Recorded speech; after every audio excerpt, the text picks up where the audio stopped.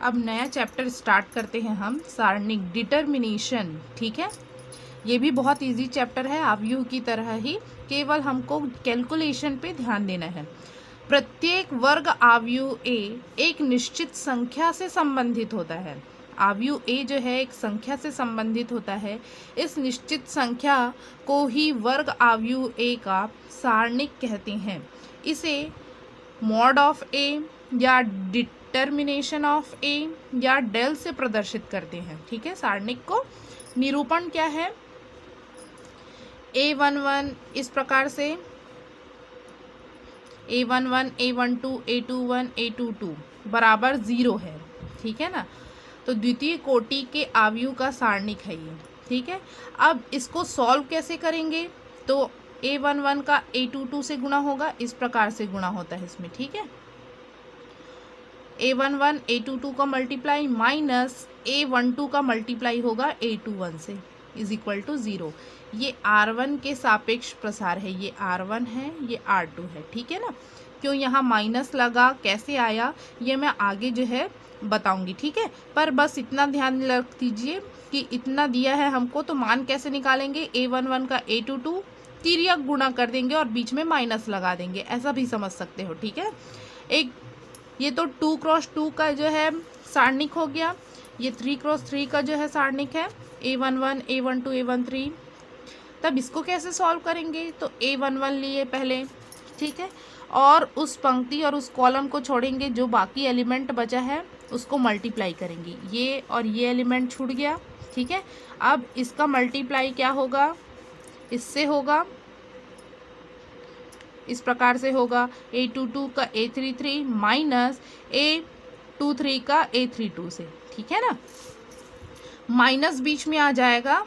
ठीक है, माइनस लिखेंगे यहाँ, क्यों आया फिर आगे मैं बताऊंगी। माइनस A12 उस पंक्ति, उस कॉलम और उस पंक्ति को छोड़ दो, क्या क्या बचा, ये दोनों और ये दोनों, तो A21 A33 और क्या बचा A31 A23, इन दोनों को मल्टीप्लाई कर देंगे, प्लस यहाँ बीच में बस माइनस रहेगा, बाकी प्लस।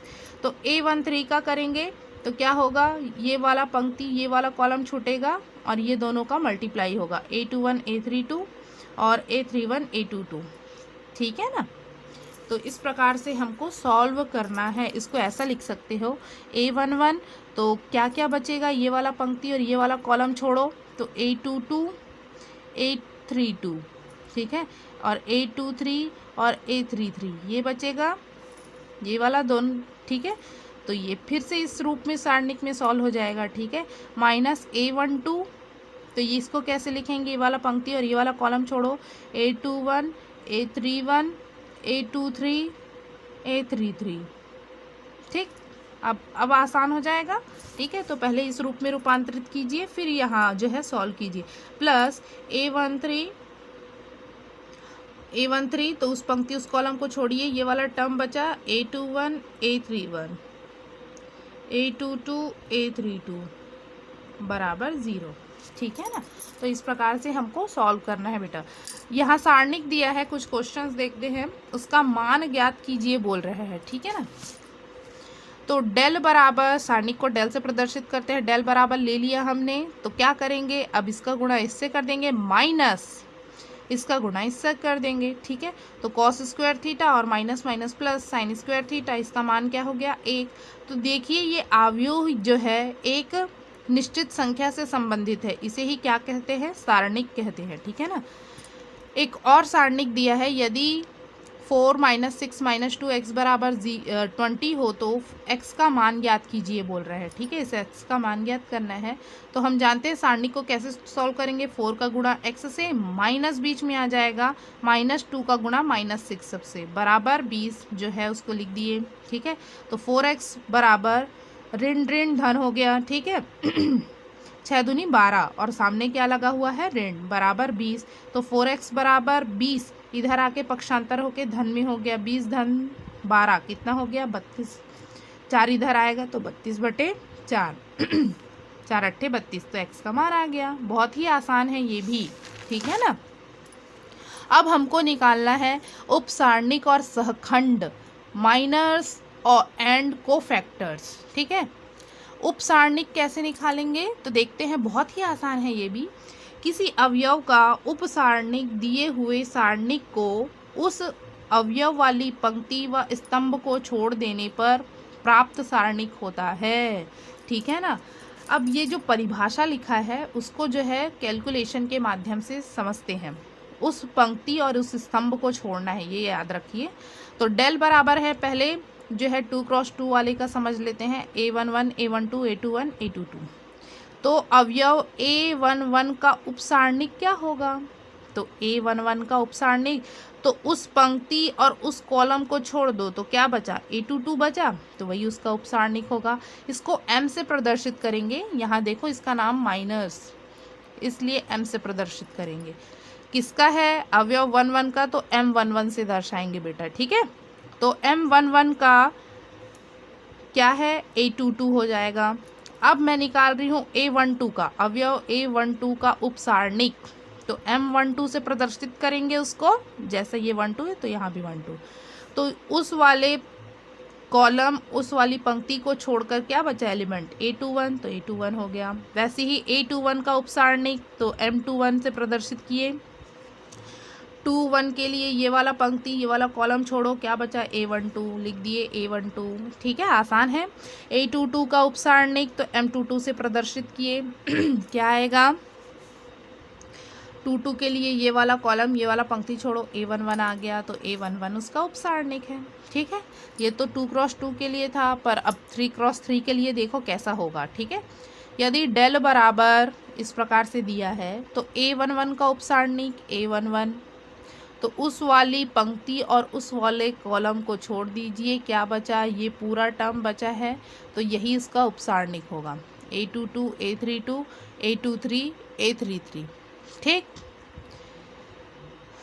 A12 का उपसारणिक क्या होगा, A12 उस कॉलम और उस पंक्ति को छोड़ दीजिए।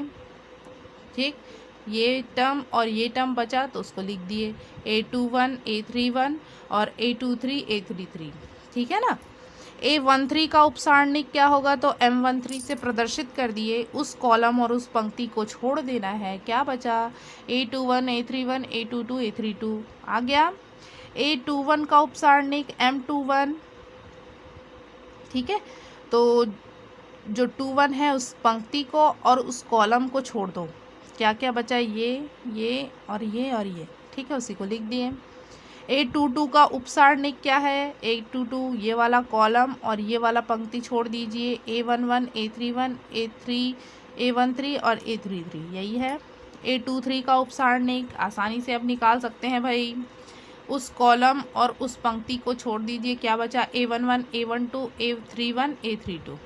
ठीक है, वैसे ही A31 A32 A33 का उपसारणिक निकाल सकते हैं हम, आसानी से निकाल सकते हैं, बस उस पंक्ति और कॉलम को छोड़ दो, बाकी जो एलिमेंट बचा है उसको लिख दो। ठीक है, ये होता है उपसारणिक। अब देखते हैं सहखंड कैसे निकालते हैं, कोफैक्टर्स। ठीक है, यदि आपको उपसारणिक निकालना आ गया तो सहखंड भी आसानी से निकाल सकते हैं। ठीक है, कोई अवयव AIJ IV पंक्ति और JV स्तंभ में स्थित है, तब AIJ का सहखंड AIJ, इसको कैपिटल A से प्रदर्शित करते हैं ना, सहखंड को AIJ बराबर होता है -1 I + J, ये एक टर्म और जुड़ जाएगा AIJ। ठीक है,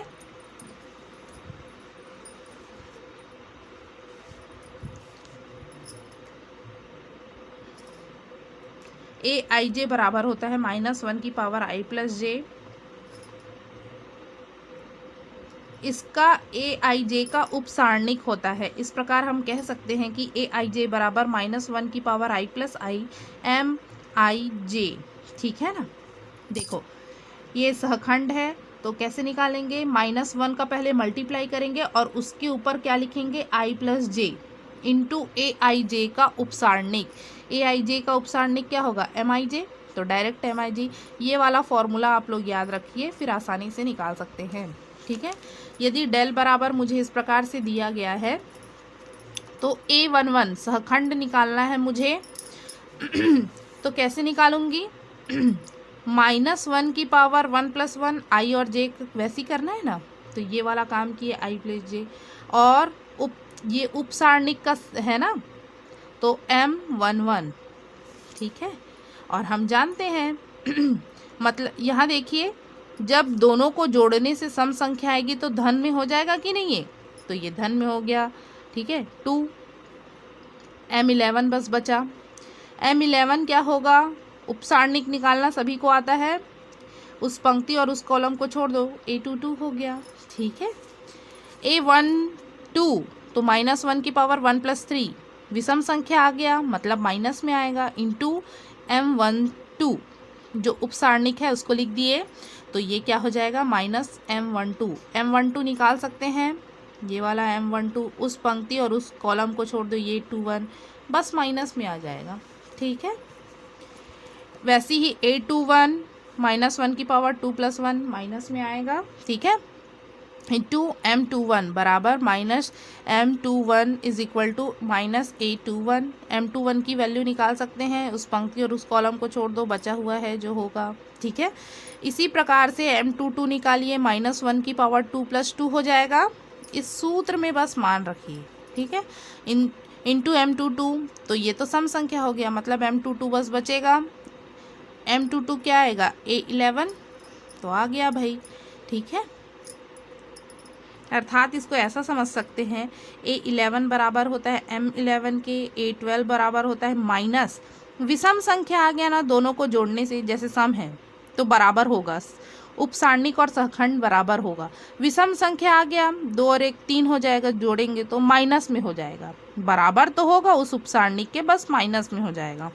उपसारणिक निकालना आ गया, मतलब सहखंड में 3 और 1 4, मतलब उसी के बराबर हो जाएगा। 2 और 1 3 विषम संख्या आ गया, मतलब माइनस में हो जाएगा। m21 के बराबर ही रहेगा परंतु माइनस में। ये देखो दोनों को जोड़े सम संख्या, तो m22 के बराबर, 3 2 5 तो ऋण में, ठीक है, 3 और 1 4 तो धन में। सम और विषम संख्या, 3 2 5 विषम है तो माइनस में, 3 3 6 मतलब प्लस में आ गया, ठीक। ये आसानी से निकाल सकते हैं हम। द्वितीय कोटि के सारणिक का उपसारणिक और सहखंड के रूप में प्रसार करना हम सभी को आता है, तो ये निकालना हम सीख चुके हैं। m11 उपसारणिक निकालना, तो m22 ये उपसारणिक निकाल लिए। सहखंड क्या होगा, सहखंड होगा, तो देखिए यहाँ पर a11 का a22 होगा, ये देखो 1 2 3 हो गया, जोड़ेंगे तो माइनस में आएगा, मतलब वैल्यू एज इट इज़ है पर माइनस में आ जाएगा। और a21 3 है, फिर माइनस में आ जाएगा, 2 2 4 होता है, मतलब धन में ही रहेगा, बराबर है, ठीक है। उपसारणिक पता है तो सहखंड आसानी से निकाल सकते हैं। अब r1 के सापेक्ष ये जो सारणिक है उसका प्रसार करते हैं, तो इस प्रकार से मिलता है a11 a22 का मल्टीप्लाई माइनस a12 और a21 का मल्टीप्लाई हो जाता है, ठीक है। a22 को मैं क्या लिख सकती हूँ, m11 लिख सकती हूँ, तो m11 लिख दी। a21 को क्या लिख सकती हूँ, m12 लिख सकती हूँ, तो लिख दी यहाँ पर, ठीक है।